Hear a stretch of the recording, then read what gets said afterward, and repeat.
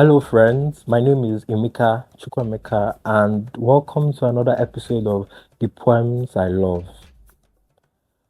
I will read a few poems that have resonated with me for the past few weeks, and I would share a little bit about myself. I am currently, having a bit of a health challenge, and I I think that for people who have chronic illnesses or who need to have like very serious surgeries, there is a lot of fear that only kindness can dispel.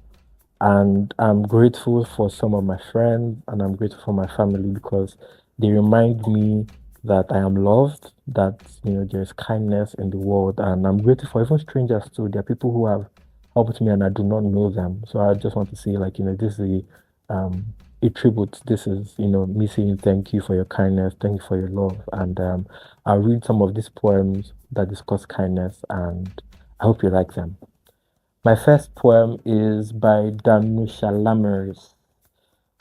It's titled Small Kindnesses. But before I begin, I would like to share a little bit about this poem. I have a friend, a doctor friend, who likes this poem a lot, and she'll probably see this. This poem is a poem that I would like to introduce to anybody who loves poetry and who is sensitive to the needs of others. It is a very beautiful poem, very short, very beautiful. Small Kindnesses by Danusha. I've been thinking about the way when you walk down a crowded aisle, people pull in their legs to let you by, or how strangers still say, bless you, when someone sneezes, a leftover from the bubonic plague. Don't die, we are all saying. And sometimes when you spill lemons from your grocery bag, someone would help you pick them up. Mostly, we don't want to harm each other. We want to be handed our cup of coffee hot and to say thank you to the person handing it, to smile at them and for them to smile back, for the waitress to call us honey when she sets down the bowl of clam chowder, and for the driver in the red pickup truck to let us pass. We have so little of each other now, so far from tribe and fire, only these brief moments of exchange. What if they are the true dwelling of the holy? These fleeting temples we make together when we say, here, have my seat. Go ahead. You first. I like your heart. My next poem is um, a poem that is more of an is more of a poem of complaint, but it's also a very beautiful poem. It's titled I've Mastered the Art of Receiving Handouts Because I Come from This Place by Ama Asantewa Diaka. This is a Ghanaian poet. I am hungry for a love my country cannot afford. I want a love that will buffer my mistakes even before I commit them. A love that has mapped out the possibilities of my existence and made room for each of them. A love that doesn't need me to clamor to identify as black too, just so I can swim in the opportunity pool. A love that doesn't need me to be well versed in articulating how high I am on the needy Olympic scale to be deserving of support. A love that doesn't need me to have an archive of pain to be worthy of inclusion. I want a love that doesn't need me to walk like there's two of me in this body just to be visible. A love that doesn't require me to be both pregnant and dwala, trying to pull a nirvana out of my ass just for being different. I want a love that doesn't require me to be ridiculously multifaceted in order to have a fraction of an equation as being equipped for survival. A love that doesn't wait for another suitor to sing praises of my genius before recognizing my worth. Or worse, only after I'm dead. I am hungry for a love my country cannot afford. The way white lusts for a backdrop to outshine. The next poem I'm going to read is by Mary Oliver. It's titled I Worried. I worried a lot. Will the gardens grow? Will the rivers flow in the right direction? Will the earth turn as it was taught? And if not, how? And if not, how shall I correct it? Was I right? Was I wrong? Will I be forgiven? Can I do better? Will I be able to sing? Even the sparrows can do it, and I am, well, hopeless. Is my eyesight fading, or am I just imagining it? Am I going to get rheumatism, lockjaw, dementia? Finally, I saw that worrying had come to nothing and gave it up, and took my old body and went out in the morning and sang. My next poem is by the nature poet Wendell who has been very instrumental in connecting me back to the kindness of nature. And this is also like a nod to my friends who are very grounded in practice and who try to keep me grounded because I can be very flighty. So this is a thank you. And this is also a manifesto poem. So it is titled Manifesto, The Mad Farmer Liberation Front by Wendell Berry.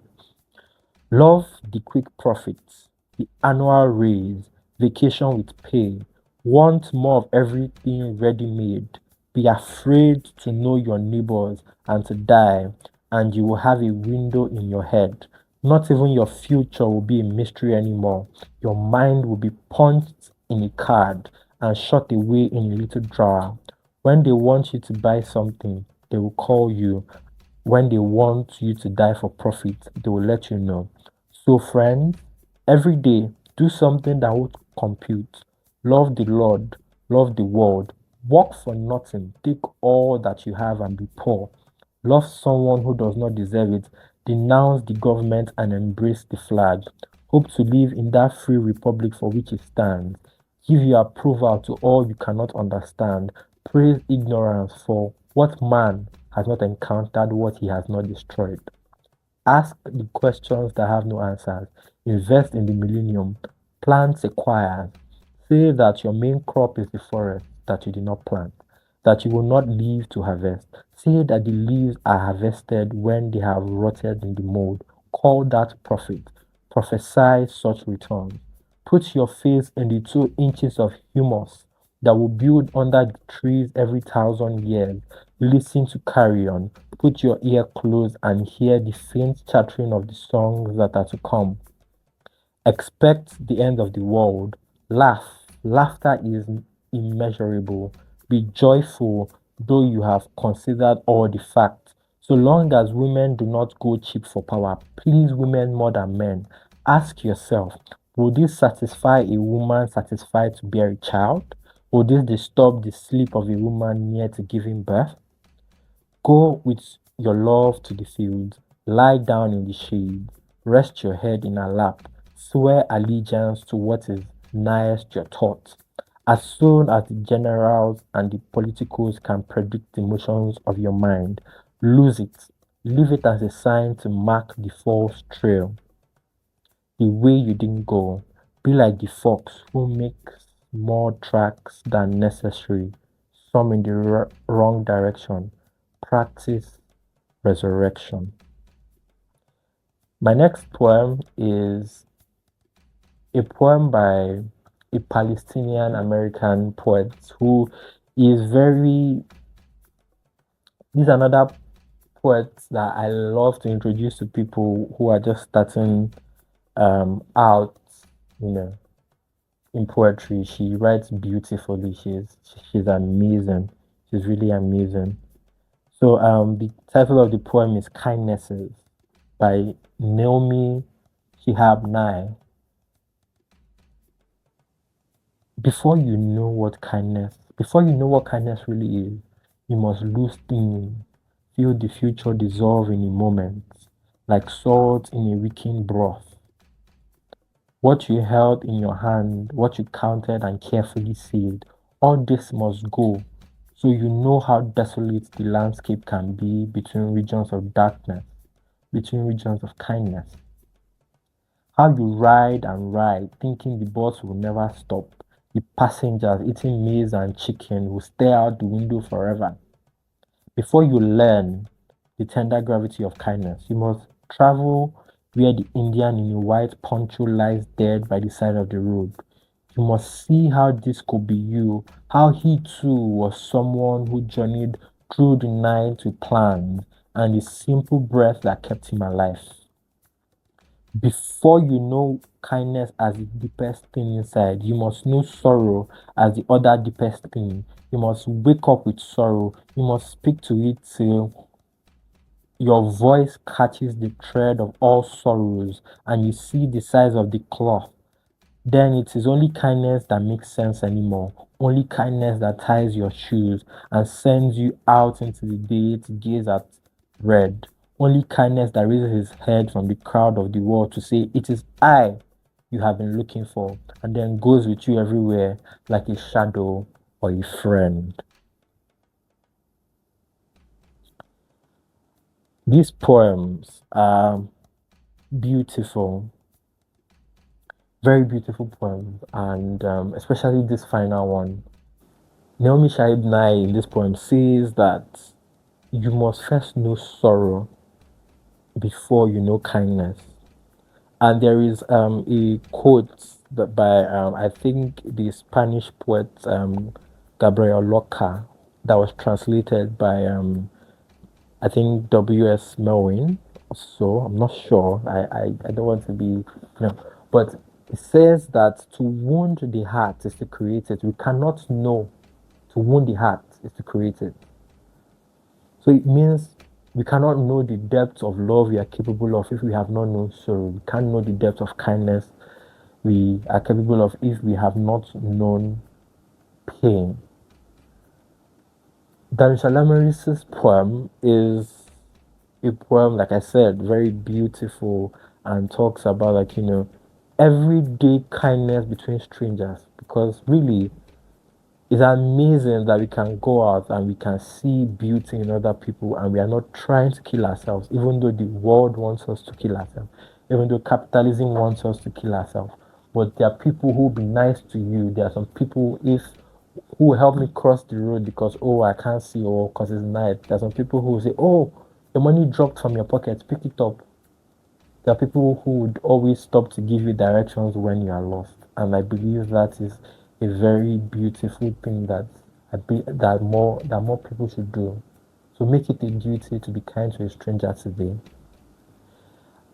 The poem, and I have mastered the art of receiving handout because I come from this place. It is a ranting poem, and it talks about the the dysfunctionality of our countries.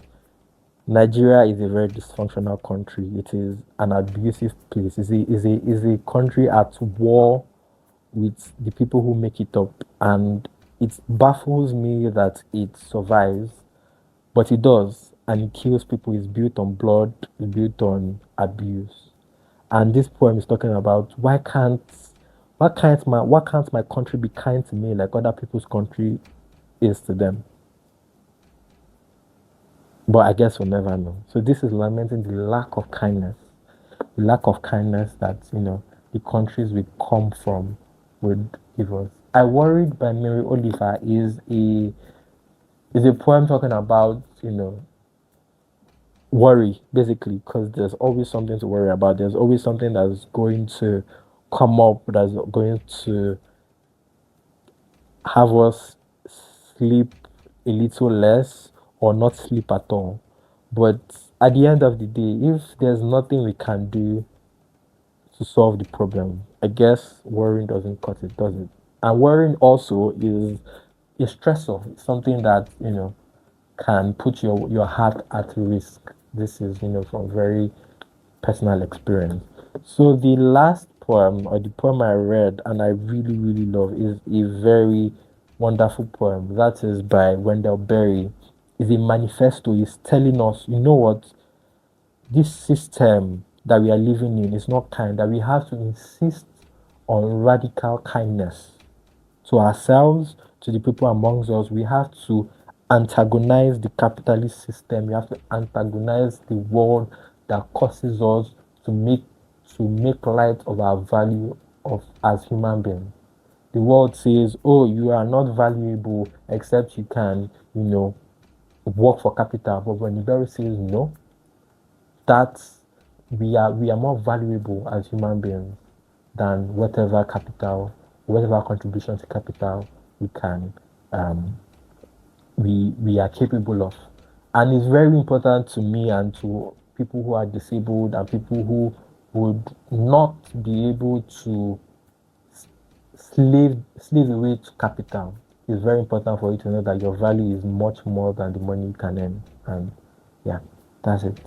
So my name is Emeka, and these are the poems that I love. Thank you for listening to me.